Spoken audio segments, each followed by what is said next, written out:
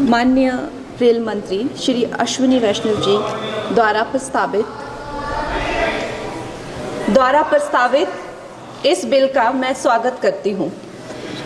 जैसे कि हमारे प्रधानमंत्री श्री नरेंद्र मोदी जी हमेशा ही कहते हैं कि सरकार का काम होना चाहिए जो लोगों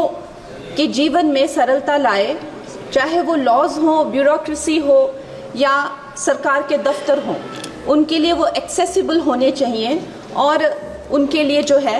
वो किसी तरह का स्ट्रेस जनरेट ना करें और इजीली अवेलेबल होने चाहिए। निश्चय ही ये जो बिल है इस उद्देश्य में जो है वो सफल होता है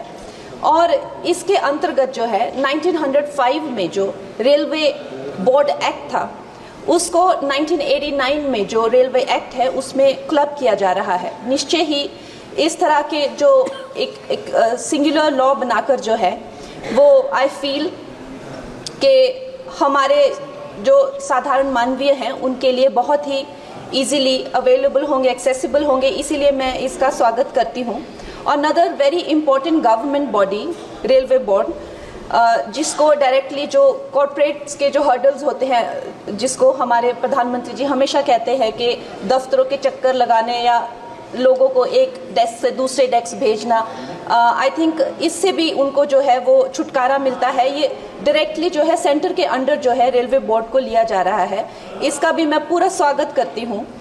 और उसके साथ ही वंदे भारत की जो हमारी जो ट्रेन्स हैं वो हमारे लिए आत्मनिर्भर भारत आधुनिकीकरण का एक बहुत बड़ा, एक प्रभावशाली उदाहरण, एक चिन्ह बनकर आई है सामने। और जब 68 वंदे भारत जो है भारत को दी गई थी तो उसमें से एक वंदे भारत हमारे हिमाचल जैसे छोटे से प्रदेश को भी दी गई थी, ऊना शहर में। उसके साथ ही मैं जानती हूँ कि हिमाचल बहुत ही एक दुर्गम क्षेत्र है, मगर जिस तरह से हमारी सरकार भारतीय जनता पार्टी जम्मू कश्मीर हो गया या और पहाड़ी इलाके हो गए, उनमें जो है इतने ज़्यादा रेल प्रोजेक्ट्स जो है वो लॉन्च कर रहे हैं, उसी के साथ भी हमें भी हिमाचल के लिए बहुत ज़्यादा जो है वो सर्वेज हो रहे हैं, रेल का बजट मिला है। शिमला हो गया या धर्मशाला, कांगड़ा और बैजनाथ हो गया, ऐसे ना जाने बहुत सारे जगहों पे, हमीरपुर जैसी जगहों पर जो है बहुत सारे प्रोजेक्ट्स आ रहे हैं। लेकिन मैं माननीय मंत्री जी का ध्यान मैं मंडी क्षेत्र की तरफ लाना चाहूँगी। एक्चुअली मंडी क्षेत्र 60 to 70% ऑफ जो हिमाचल का जियोग्राफिक एरिया है वो मंडी क्षेत्र में ही आता है। और हमारा जो क्षेत्र है उसमें अभी तक इस तरह का ना कोई सर्वे हुआ है ना सुविधा है। अगर हमारे क्षेत्र में अगर चाहे वो सेंट्रल मंडी अगर दिल्ली से जुड़ता है या चंडीगढ़ या चाहे अंबाला जैसी 2-3 जगहों से भी अगर हमें जोड़ा जाए तो हमारे हिमाचल की जो प्रगति और विकास है उसमें हमें बहुत सहायता मिलेगी।